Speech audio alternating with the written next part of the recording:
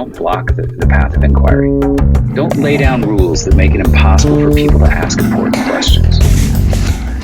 Welcome to the Thought Stretchers podcast, where we hope to stretch your thinking about important issues in education through rich inquiry.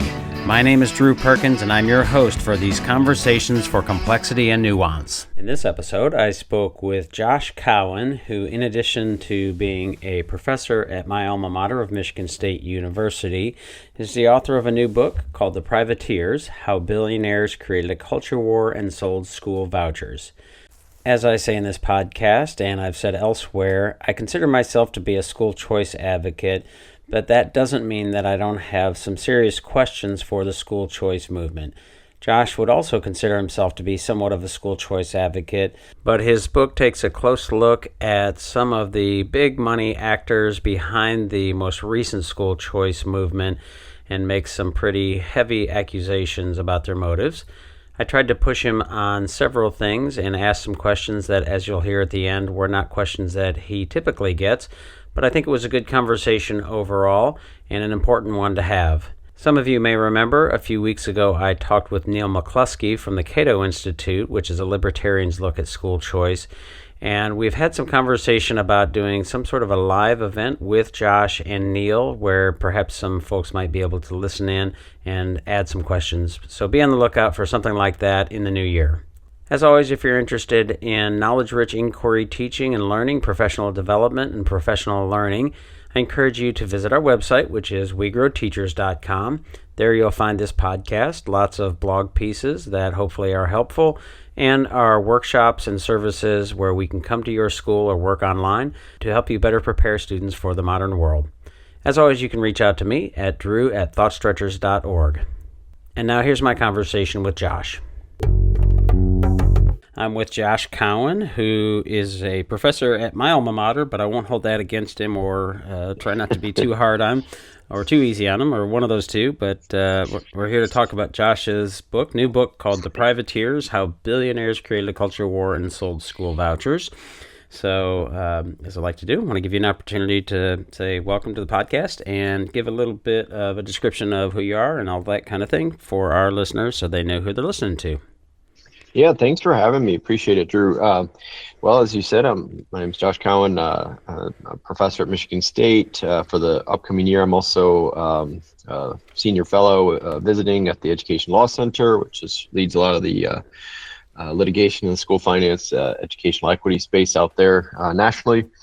And I've written this book called The Privateers. And the central question that the book sort of seeks out to answer is, over the last decade, vouchers have caused some of the worst academic results we've ever seen on any question in the history of education research, certainly on anything that I was trained to look at as a policy analyst for years back in the day. And yet we're in this space where more states have passed voucher schemes than ever before over the last couple of years. And so there's this big disconnect between what folks are saying about these things and what the data and the evidence actually says. And so I set out to answer this question: why are we having this conversation? Why are we in this moment? And the answer I turn back to is, this has been a right-wing billionaire push from the beginning, and we are in a culture war moment in the United States, and that is what's fueling the latest push for these schemes across the country. Okay, so many threads to pull on, and as I was reading the book, I'm thinking, man, there's so many actors and pieces of the puzzle that it almost made my head spin. I'm full disclosure, I would describe myself as a school choice advocate, which certainly doesn't disqualify me for being sympathetic to a lot of what you're saying, but it is an interesting it's an interesting argument and debate and discussion, and there are different pieces of that are debates and some discussions and all those kinds of things. But as you said, you have a background, and you talk about it in the book, but your background is that you were sort of intimately embedded in some of the early pieces of this work. And so I think it maybe is helpful for you to describe that, if you don't mind. Yeah, well, so it's thanks for that that sort of part of the entry into the conversation too, because I do and I hope we get a chance to talk about, I would also call myself someone who's supportive of school choice. And a lot of the critics of me and critics of the book at this point will call, Cowen's a school choice opponent. Not.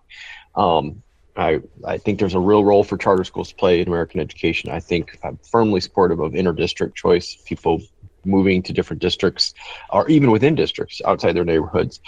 Where I've drawn the line and where the evidence draws the line is on vouchers, so any sort of tax funding, public funding for private K-12 tuition. There's a really big disconnect in sort of what the data say and on that question, and say the more favorable research behind, say, charter schools or inter-district choice. So that's an important piece of this.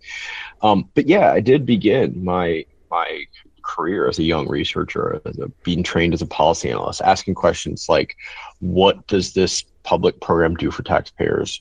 Which taxpayers in particular, since we were working in education, which parents, which families, which kids? Is this program working or is it not working? And if the answer is yes to whether it's working, why is it working? If it's not working, why isn't it working?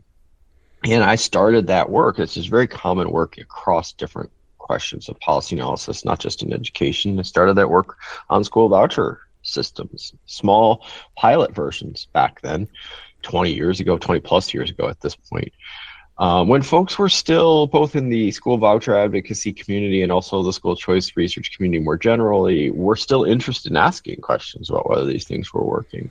That was the era of No Child Left Behind, a lot of emphasis on transparency and accountability around public use of dollars in publicly funded schools.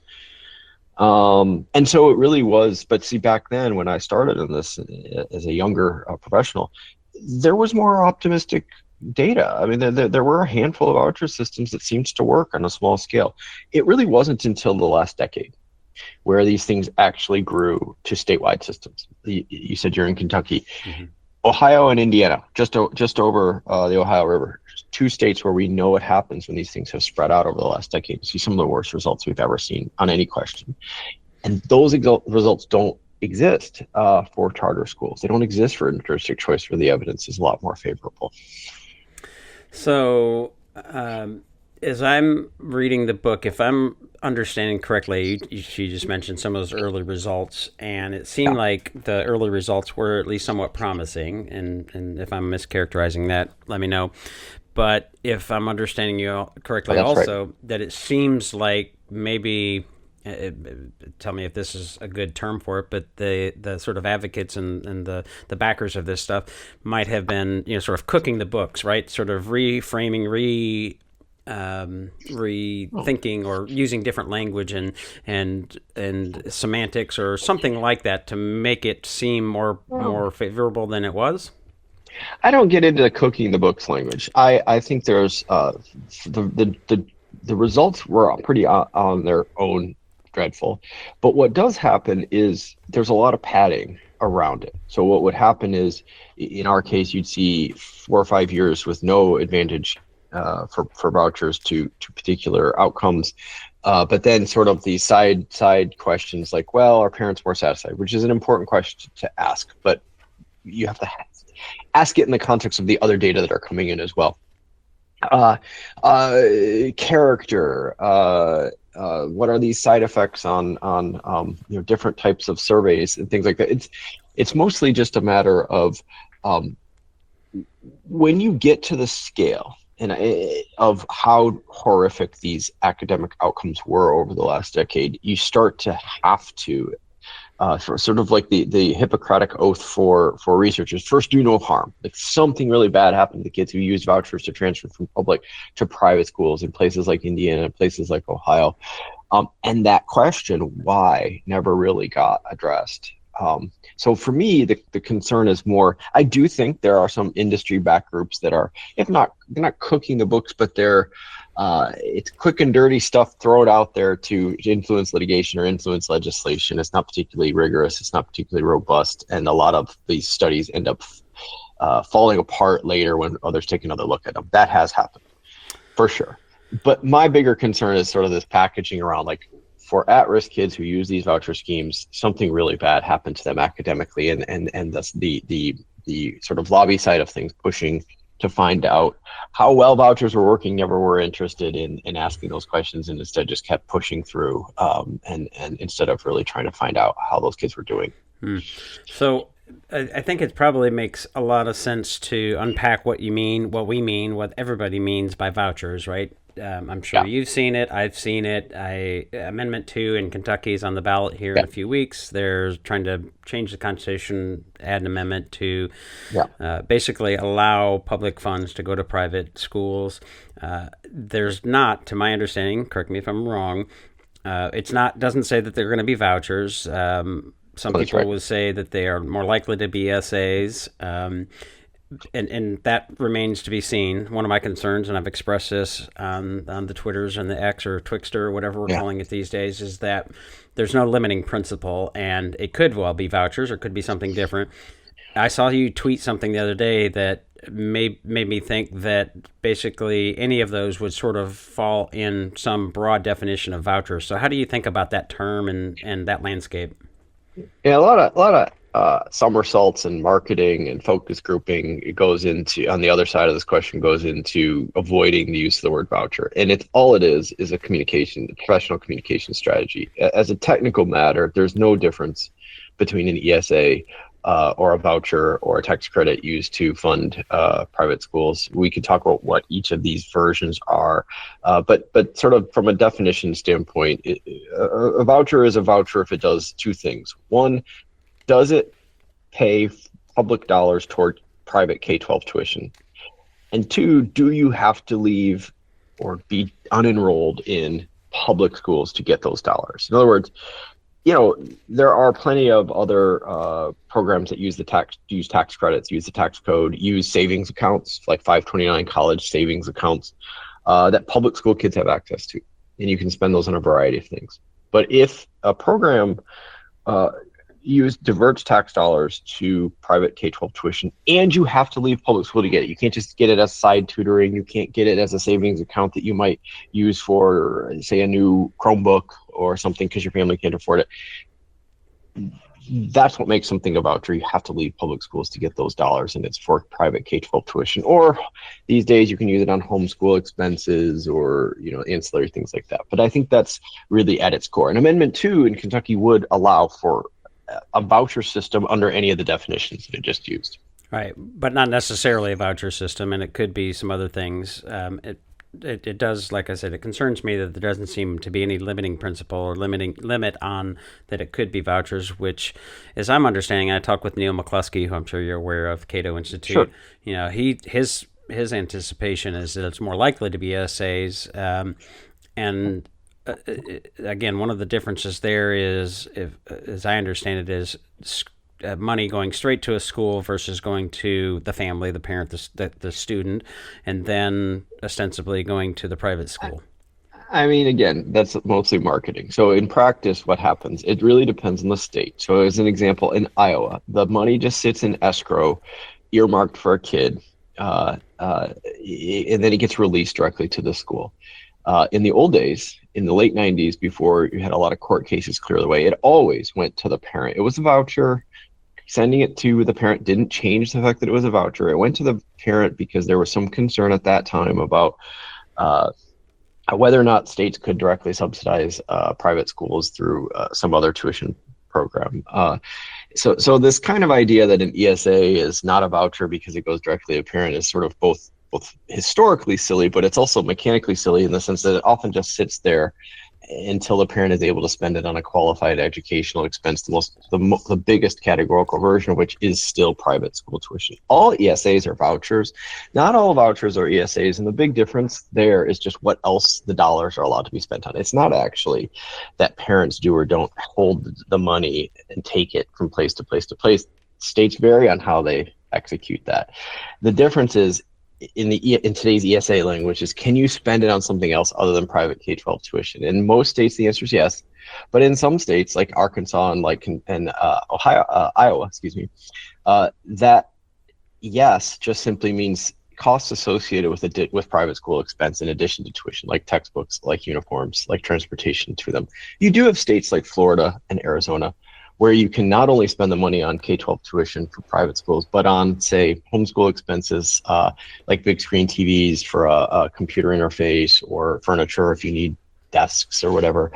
But even in Arizona, the most permissive state in the country on this, in their ESA spending, 2/3 of the dollars still just go to classic voucher K-12 tuition. And the next biggest vendor after classic private K-12 tuition for that voucher system in Arizona is Amazon. So, the idea that like all of a sudden, because parents can spend more money at Amazon, and in the old days they used to only be able to spend it at tuition for a private school, somehow we're in a really different world. I kind of reject that. A lot of that just comes down to the fact that vouchers pull very poorly, and they know that, and they've redesigned this push to fit into that kind of larger framework. So you mentioned sort of the key piece being that the student would have to leave the public school. Maybe can you unpack why that is so problematic in your mind? Well, first of all, we have pretty good evidence that direct investment in public schools still has meaningful improvements in educational quality, not just for individual kids, but for the communities that those schools are in. Things like higher wage growth later on, lower reductions in crime rates later on. So I think more money going to public schools has a good, strong evidence base behind it, but it also has economic impacts. But even just taking kind of, okay, a kid leaves a public school, that should be their right to do, their parents' right to do. And I think there's a room for private philanthropy if they would like to. Instead of spending all this money to push these bills through red state legislatures all over the country, they could set up scholarship accounts and give them out if they really believe that that's helpful. The problem here is that I use that exit of public schools as a definitional issue first and foremost. It's just, you'll see, for example, sometimes the voucher folks will say, that the backers of these bills will say, well, listen, what about the child tax credit? Both Kamala Harris has a child tax credit plan, and so does J.D. Vance and Donald Trump. Okay, but you don't have to, neither Trump's nor Harris's plans do you have to, is that tax credit dependent on where your child goes to school? It's not. There's some details with each and things like that, but to get these dollars in the ESA framework or the tax credit framework, which was originally passed in Kentucky before the Supreme Court threw it out, state Supreme Court threw it out, you really have to be spending it on private K-12 tuition. You have to disenroll, which is the thing that makes it a voucher. We'd be having a different conversation if this was like available to all public school kids and private school kids, and they could use the money for tutoring after school in a public school, or they could use it for textbooks at either a private school or to supplement support at public. That's not what these programs do. You have to decide, I'm in public or I'm in private, and the dollars turn on if you leave the public framework. So I'm very sympathetic to the funding argument, and I've made this argument when I talk with Neil, and I've made it elsewhere. The idea that that public school is a public good is not, I don't think, quite exactly right. It's a version of it, and I talked with Rick Hess, who's also mentioned in your book, a while ago, and I can't remember exactly how he defined it, but it was, I think, a little bit more useful than the public good. But my point being, and I mentioned this with Neil, is that there's a lack of ability of a school to be as responsive as, say, a restaurant or something like that. Sure. And the argument is that competition improves, and because they have to compete, they have to improve. And I think there's some factor of that, but it's not exactly the same as an economic marketplace like a restaurant or something like that. And on the other side of or another part of it, of course, is if that school goes, or if that restaurant goes out of business, people can't eat there. That's not the worst loss in the world. But if a school goes out of business or closes, that's a much larger problem on the sort of public good. But I also am sympathetic to the questions and concerns of, and maybe a way to put it is the rate of return, right? The amount of money that we spend on public schools and the rate of return. Some of them pretty good, some of them not. A lot of it probably due to socioeconomics, but I mean, it's hard to deny that we've got some schools that are getting a lot of money that are really not performing well at all. So it's interesting because I I think that's right, but the sidebar question that we can spend a lot of time on if you'd like, but the sidebar question is: are even those schools getting that do get a lot of money? Are they getting enough to do what they need to do? Do they have a disproportionate number of kids with special needs, for example, which do cost way more to educate?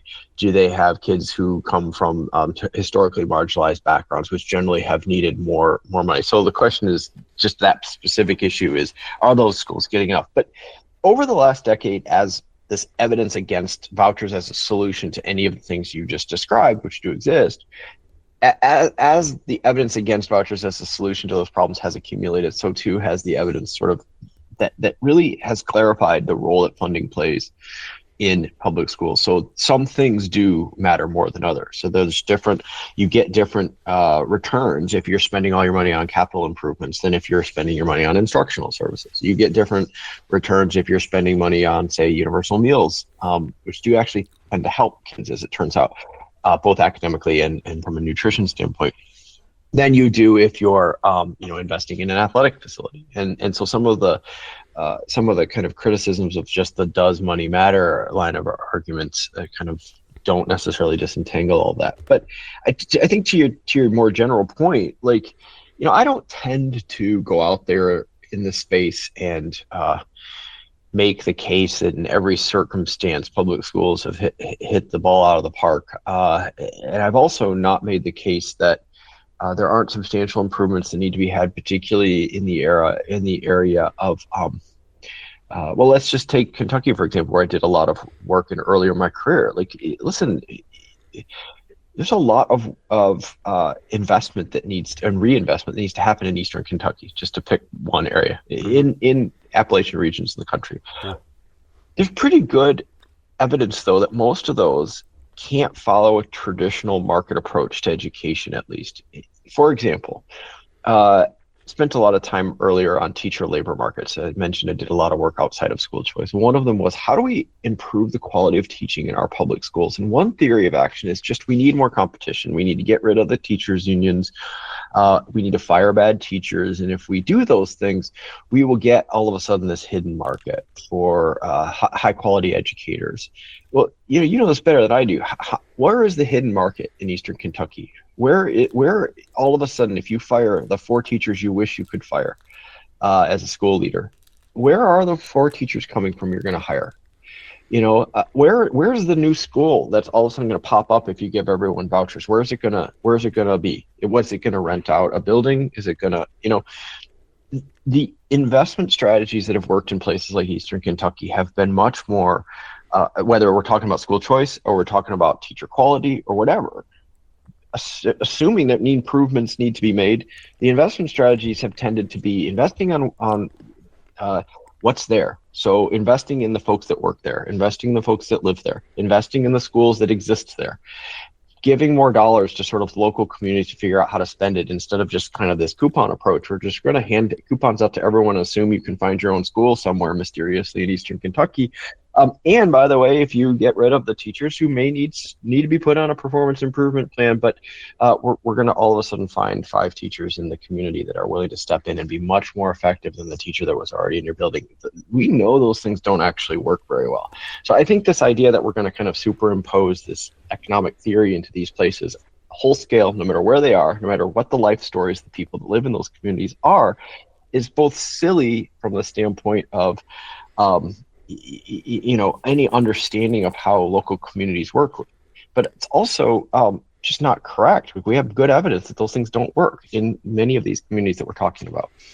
Well, having done work in Eastern Kentucky, certainly a lot of that resonates. And, my experience in trying to help teachers improve their craft and schools improve their teaching and learning.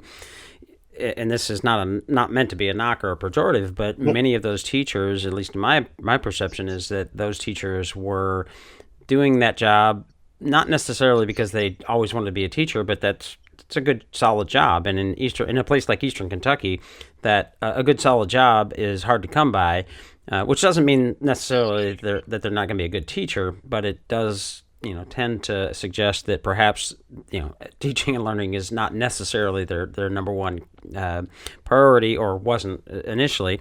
And there's some wrinkles in there, of course, but to your point, it's not like they're going to just find another teacher. It's really hard for them to retain the teachers that they have, because it's an economically depressed area, and there's all kinds of opportunities outside of that. Some will stay for some cultural reasons, and some other reasons, but that, I think, is definitely true. And I don't think you're likely to, I guess, see pop up charter schools that are really great either. But is the argument different, or is the dynamic different in an urban area or suburban area? Well, 70% or so of voucher users in state after state after state that's passed these bills, about 70% of voucher users were already in private school to begin with in those urban areas. And when I talk about the sort of horrible data for academic impacts that I mentioned earlier in the conversation, I'm talking about the impacts of switching from public to private school using a voucher in those communities. But that's only 30% of all total voucher users. The vast majority were already in private school to begin with. We don't really know how their outcomes look, because we've never sort of seen them there's no way to apples. You can't ask the question what would have happened had they been in public school, because we don't know. They've never been in public school. So if the question is about urban inequality, or it's about improving urban education systems, I think it's really important that we remember that most of these kids were in private school to begin with. That actually has really important implications for state budgets, by the way, because it isn't, when guys like me go out there and they talk about how public schools get funding threatened, that does happen in individual districts, for sure. When 100 kids here or there leave for a private school that may have some space to take them, or a few private schools that may have space to take them. But we're talking about the beneficiaries of, say, Amendment 2 passes, and say it goes right to a voucher type scheme, an ESA, or whatever else you want to call it. Public dollars for private school, let's just say that's what it's going to do, whether we slap the V label on it or not. The vast majority of the beneficiaries of these are going to be in Lexington, Louisville, and parts of northern Kentucky. Mm-hmm. And that's just been true in every single state. Two closest to you, Ohio and Indiana, but also in Louisiana, also in Arizona, also in Florida, also in Ohio, Iowa. So I think if the argument there just the honest argument behind any of this stuff is, listen, there are a whole bunch of families that are in private school. They should get some taxpayer relief for their pre-existing decision to go to that private school. Let's give them that tax relief to continue going to that private school. That's kind of the honest case for these things, in terms of just what the data say, who's using these things. Over time, does the market for these things grow? Sure, that's happening in Florida right now. But it's certainly true that where you've got growth at any sort of large scale there, you do see them in the urban areas. They don't really seem to be helping in rural communities. The last point I'll make, and then I'll sort of shut up and let you ask another question, is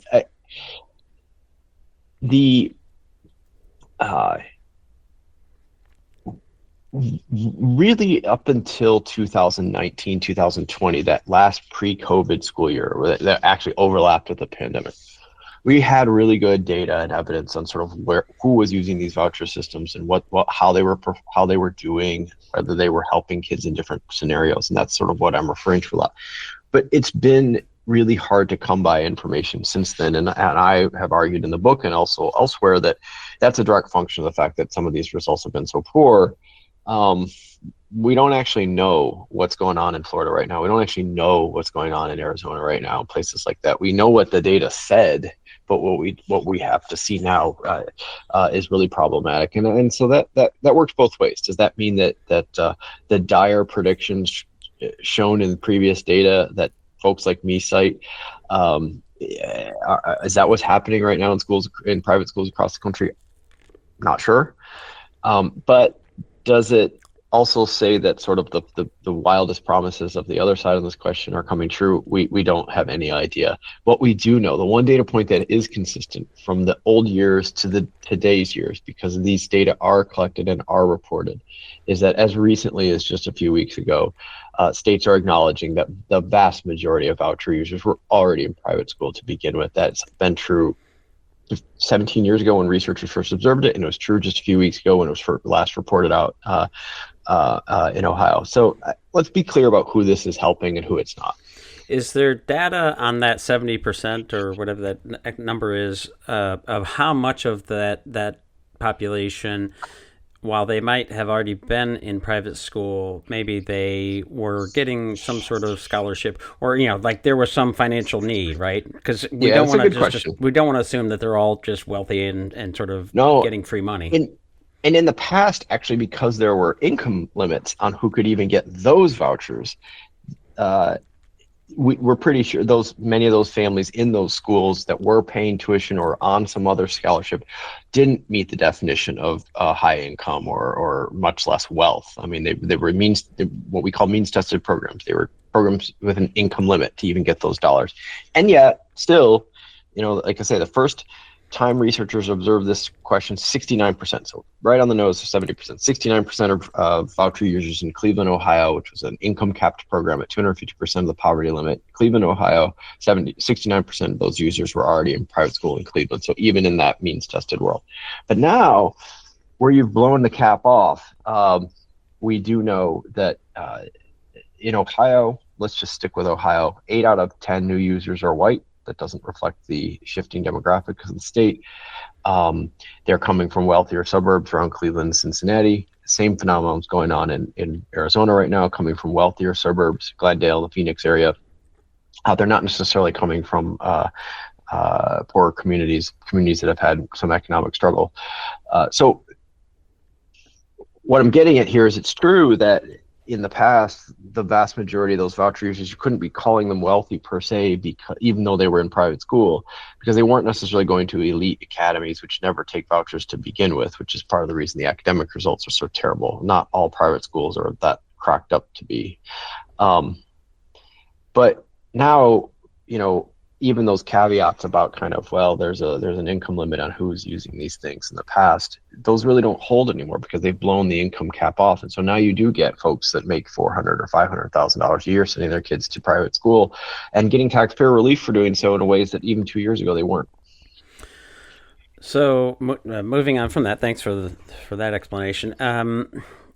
The sort of theme of the book that I think you start early on, and then you start talking about all the pieces and parts where my head is spinning, and then getting a little further down the road, it becomes pretty clear, at least your hypothesis, your theory is that there are some very specific, I might say, nefarious motives behind this school choice push, right? And I see people, I interact with people who make a point, and I think it's well taken, is that there are kids who are sort of, they will say, trapped in really low performing schools and they deserve better.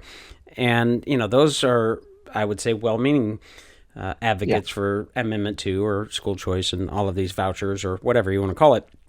But you're asserting that there's a massive amount of money and some very specific sort of nefarious actors in this, and you make a compelling case for it, and certainly there's some great villains to be had. I tend to not think about it that way, so when I hear that, I sort of like, is that really true? And I ask people, is that really true?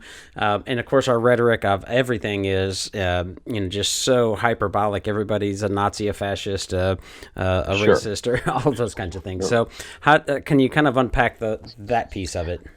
Yeah, I don't get into the business. I don't react well when people question my Christian faith.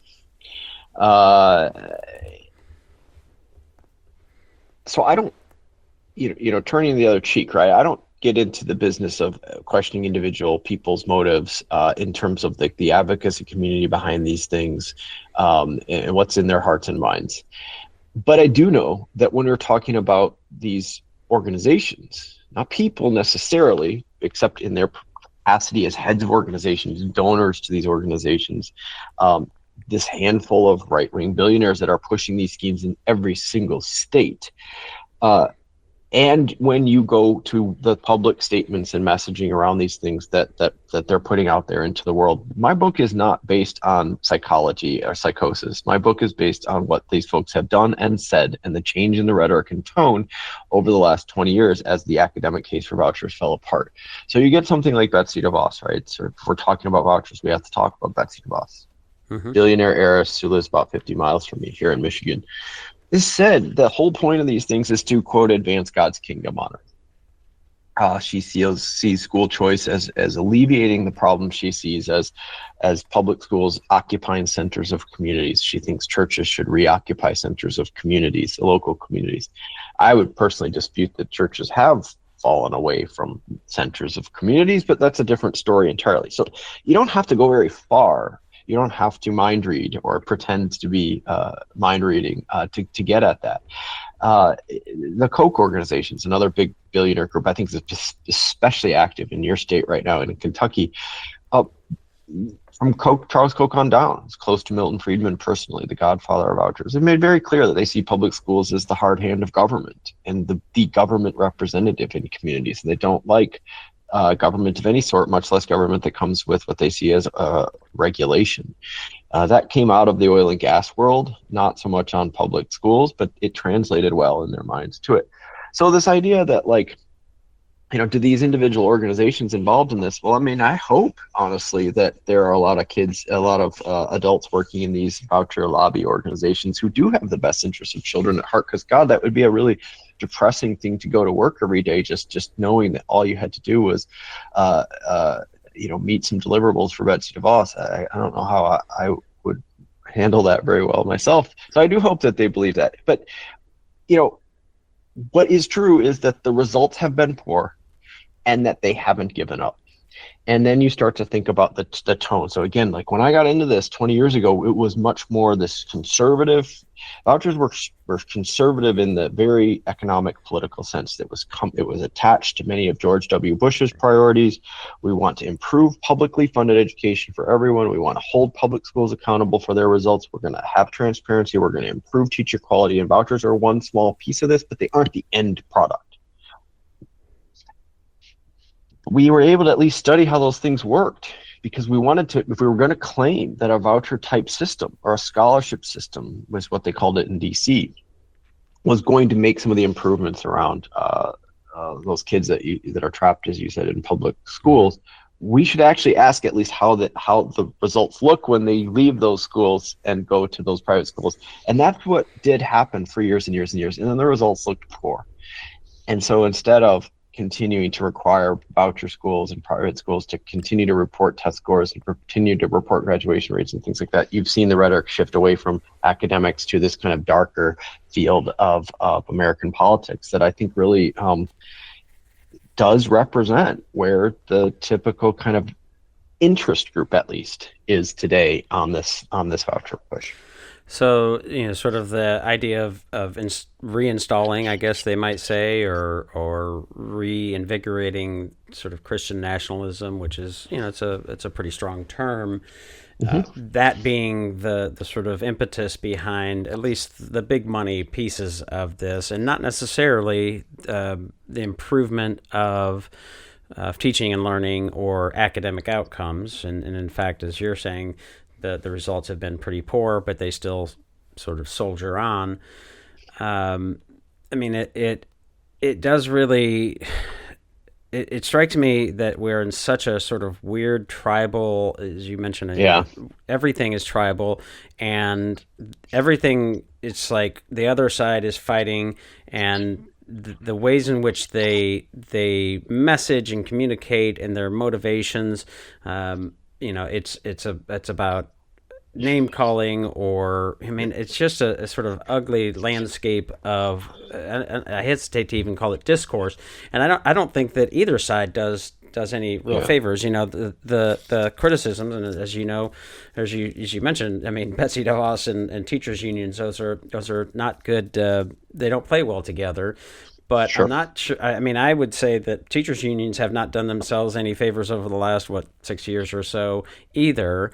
And it's just such a frustrating, I guess, again, discourse. There's not even a question there, just a sort of observation in case you feel like it's worth commenting Well, on.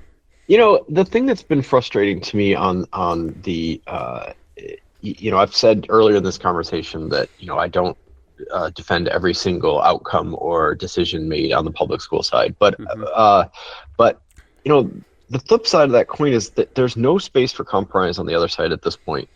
And I wrote a policy brief a few weeks ago that was published a few weeks ago that just simply asked the question: what would an equity-based and an adequacy-based voucher system actually look like? So, like, take at face value that we have these schemes out there in many states. Hundreds of thousands of kids are using them. Like, how do we make sure that kids are okay using them? And I'll give an example. I already mentioned academic reporting. Like, just simply, if you're taking public dollars, the same whatever the public schools have to do, you get these private schools that are 80 to 90% funded by vouchers at this point, by public funds. They are basically private schools, are just privately managed. We need to know how they're doing. We need to know how kids are doing. We can't just say whatever schools are selling to parents. So that's one thing. Financial transparency,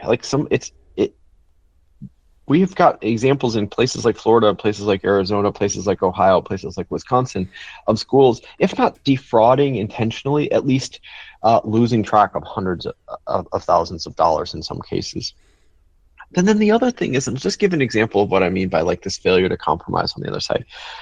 Arizona has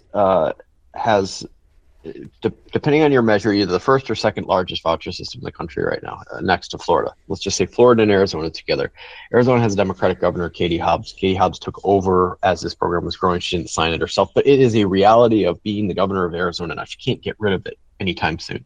But in her budget, in January, Governor Hobbs proposed a 6-point plan for just kind of more oversight, making sure those kids are okay in these schools, and more accountability.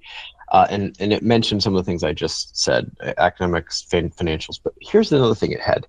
Every teacher in a voucher-funded private school has to do a background check, has to get fingerprinted. And you know what the other side said on this? Too much government regulation, too much oversight. And we're at a point where making sure that that teachers taking public dollars through a voucher system have to pass a background check. We're at a point where that's too much, and yet it's par for the course for public schools, but it's too much accountability even for the voucher system. I do despair a little bit that we're going to be able to find room for compromise on some of those other things, because when I was working on this like full throttle as an evaluator, to pass a budget bill, you got to agree that private school teachers get a background check. That would have been an easy giveaway in a negotiation in a budget for the voucher folks to say, okay, fine, like, we don't want anyone hurting kids either. We'll give you that. At this point, things have become so calcified. So, if folks are willing to come to the table and talk to me about, their willingness that yes, teachers should have a background check before they work with kids in voucher-funded private schools, then, I'll have a conversation about what some of these public schools should do for areas of improvement. But until then, I think it's hard to take seriously some of the criticisms of public school when these folks aren't even willing to talk about, child safety in some of these private schools. So let's talk about the religion and separation of church and state. That's been something that I have expressed concern about, and I've actually heard some interesting sort of rebuttals and thoughts about this. I'd like to hear your thoughts about it. Clearly, as you sort of hypothesize, there's a Christian nationalism sort of driving at least some of this, and it seems pretty clear. And that's one I say, like, when you've got Ryan Walters doing the things he's doing, it makes me more than just a little suspicious of the school choice movement. And again, I'm an advocate of it in concept, but a few things here. One, we have 2 Supreme Court decisions that essentially, at least in some way, shape, or form, allow for or don't want to discriminate against people who might use public money for religious purposes. There's the argument that we already use public funds for religious institutions and social welfare kinds of programs and things like that.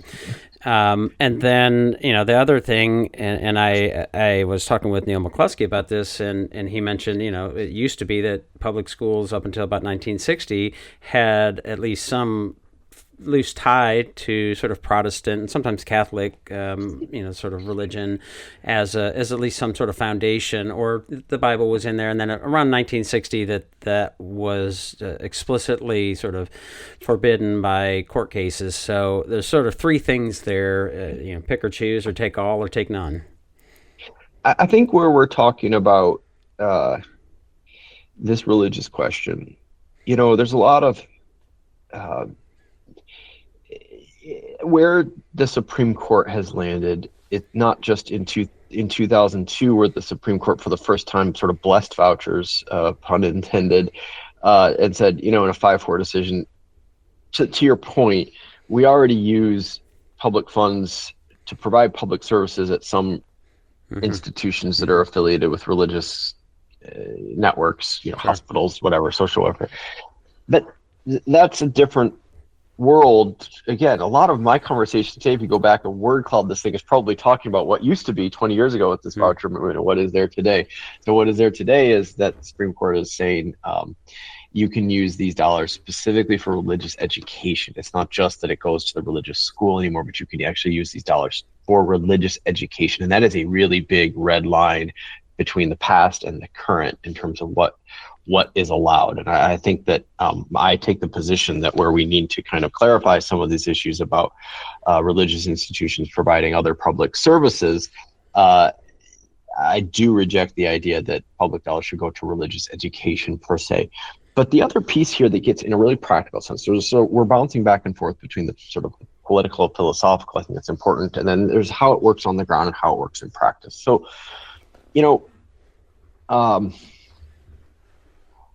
a lot of this comes down to what those religious providers can do with the money, in addition to religious education, who it has access to.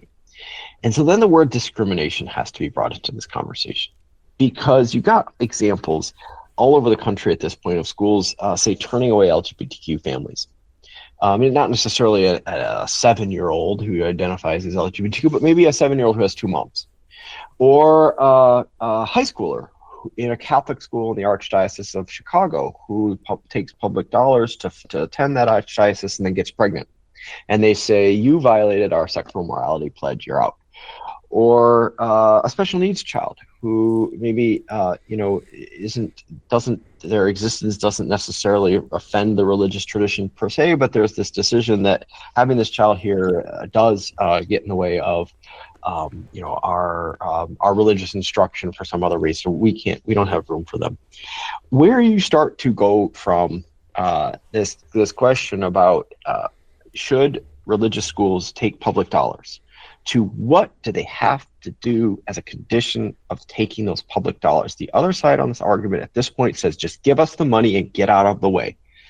And none of the things that I just mentioned may apply to you or your family, or to me or my family, or to someone listening today, but it could apply later, as long as the school says it's our creed and it's our value system, and we can reject you because that's what our faith allows us to do. And that I think is wrong. And I think that's where we really have to focus the conversation. When we talk about how religious providers are able to spend public dollars in educational settings, we have to talk about, can they discriminate with those public dollars using their religion as the excuse? And I say the answer is no.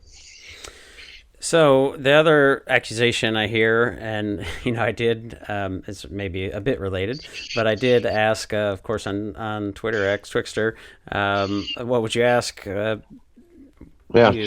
And of course, one of the responses, I'm sure you've heard this kind of thing before, but something like, why do you hate kids? But the other side of that is that the accusation is that these actors in this voucher school choice movement are essentially really actively looking to destroy public schools. That's a really that's a hard claim to sort of back up. I ask people and they say, I don't think anybody's really that interested in it, but that I hear that quite often.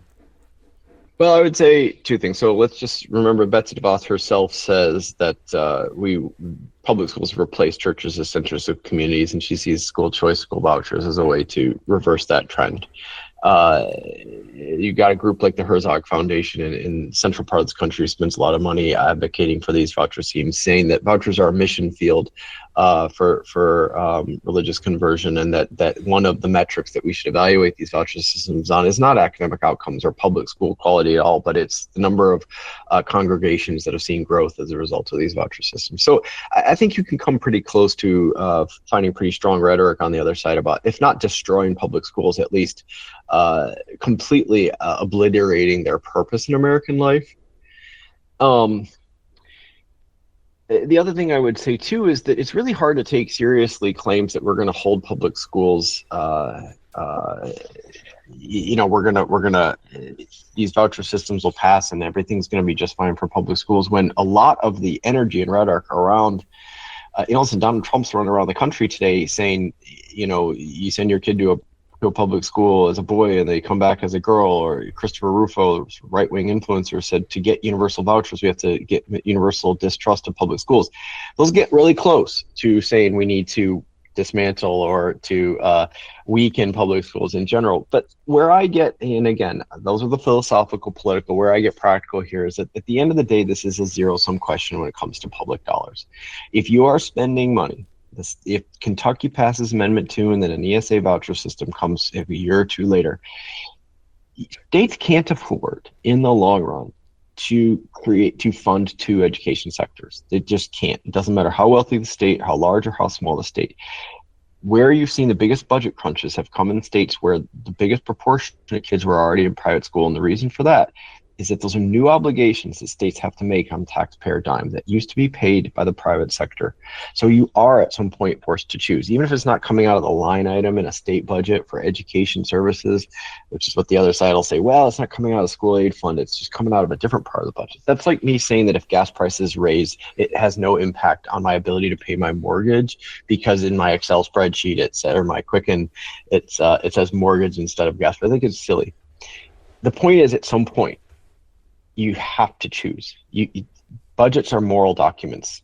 They are documents that force you to line priorities up. And if you're saying it's more important to fund private school tuition for 70% of users of these voucher systems who are already in private school to begin with, it's more important to do that than to adequately increase the cost of per pupil funding, than to provide universal school meals, which, by the way, lower grocery bills in communities, the data say as well. If whatever else you want to spend that money on. In Arizona, to make the budget whole, it's not just public schools, it's other parts of the budget. To make the budget whole for the state's correction budget this spring, the state had to borrow against its opioid settlement just to make those dollars all fit, because the state's now spending $1 billion on vouchers in Arizona, most of which are going to kids already in private school. So again, this is all about choices. Does it mean literally that Betsy DeVos, Charles Koch want to bulldoze your local schoolhouse? Probably not. But this absolutely is a fight about dollars and the investments in which schools. And so to a very real extent, the extent that money talks and money measures intent, then I think we do have to have those conversations. So you've mentioned Chris Rufo, Betsy DeVos. There's some other villains. I'm no fan of Chris Rufo. I've pushed back on what I think is illiberalism and what I would find to be problematic. Heritage Foundation, mentioned certainly a number of times in the book, and Project 2025. The idea that Trump doesn't know what that is just silly. But and another one, Corey DeAngelis, who I actually spoke with. I think he was probably just getting started. I'd be interested to compare timelines. And I found him to be quite frustrating and really not having, like, I think I asked him about what is the purpose of school, and he really didn't have much of an answer that I felt was substantive. These are activists. These are really strong actors. Sure. I'm imagining the rounds of Corey after he was it was surfaced that he was had been in some videos that were unsavory, at least to some folks. And I'm imagining the rounds that he had to make and conversations he had to have with some of these very conservative folks. But all of those folks being who they are there people and organizations that are doing good work and doing it in good faith that are worth mentioning in that space? Well, I would say I'm optimistic that, say, a group like the Fordham Institute in Washington, D.C., which I have done some work with in the past.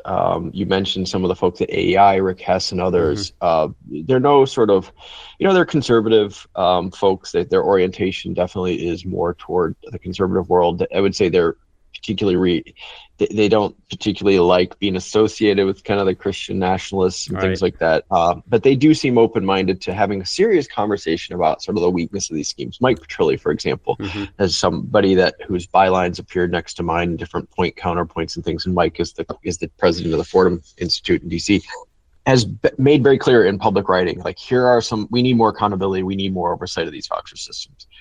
So I do think if, depending on how this election goes, and I don't know really how it's going to go, but depending on how it goes, one thing that I would hope for is that the tone does get dialed down around these schemes a little bit. And maybe I have some responsibility for that tone, to the extent that I've kind of become a public voice in this space. I think we always have to ask about our own message. But I go back to, again, examples like this issue of background checks for teachers, right? Like, if we're at a point where we can't even say, you really got to check on these kids. You can't just buy the bumper sticker slogan and say it's going to be okay. There are the Fordham types of the world who have said, let's have a serious kind of conversation about how public dollars are being spent in these places. And then there are the others, and I'm not going to name the list of them, who are just sort of gaslighting public schools, gaslighting teachers across the country, gaslighting educators, and saying, no, it's all horrible. They're going to destroy your kids and indoctrinate them, and we can't. I'm not so optimistic about those organizations, but I do think some of the think tanks and the organizations that have some institutional memory have been around for a while. The word institution is sort of like a dirty word on the right now, but what it means, it's like an inherently conservative thing. What it means is it weathers some of the partisan storm. It weathers some of the economic storm. Some of these organizations are going to be here when we retire, to spend more time with our grandkids, and they do take the long game. And I do think the long game does hopefully mean that there are some issues we can kind of come back around. Because I've said in other places, with whether charters or the vouchers, listen, my state, I've been very critical of for-profit charters in my state. I think they're really bad news. But that does not mean that I've been critical of every single charter organization out there who has done some good work.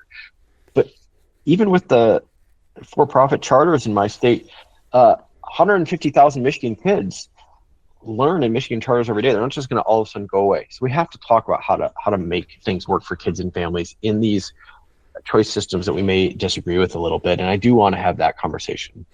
So some of those actors, one of them, organizations, again, you mention it in the book, and Moms for Liberty, and I some time ago mentioned something about Moms for Liberty, and thinking about, I in my mind, I think they do have some legitimate concerns. They are obviously very, very hyperbolic and inflammatory. I tried to get Tiffany Justice to come on. She said she would, then she wouldn't. But that's fine. But I was skewered for even recognizing or asking, like, how can we take some of those concerns seriously, and then in some ways defenestrate an organization like that because you're taking some of those concerns seriously or questions seriously. So I guess that's the other question here is, are there things that you wish that you mentioned the right, which is really not conservative anymore. It's populist, right, and all of those dynamics have changed greatly, which is why somebody like Rick Hess is like, what the heck is going on over there? But right, on the left, it does seem that there's some things that they're also not taking seriously. There's, some things that I certainly could cite some examples, but are there things that you wish that they would do differently or message differently, or like how do you think about that dynamic? Because I do think Moms for Liberty, I don't agree with them on almost everything, and certainly not their tactics, but they do raise some, I think, important questions. Yeah, I mean, Moms for Liberty, I tend to be especially critical of the organizations that are partisan political operations that claim to speak for groups in any sort of real way. So my biggest problem with Moms for Liberty, in addition to some of the content and targeting of vulnerable kids, just comes around the fact that they're not a grassroots parents organization. They don't speak for parents everywhere, and that they're basically a storefront operation set up by the Heritage Foundation and the Leadership Institute, which are both deep money organizations. And I just don't have a lot of interest in pretending that they're a serious organization of parents. But to flip that on the side of it, I do think that in the public school spaces, there can be more conversations about how to bring parents into conversations. I mean, anybody I got 3 kids in well, 2 of my 3 are graduates of public schools now at this point. My 3rd is still in public school. I got 2 little step kids in public schools. Parent teacher conferences coming up all day, every day for several weeks, including all of election day. How am I spending election day in parent teacher conferences for my high schooler? So the idea that parents aren't involved in these public school spaces is a bit silly too.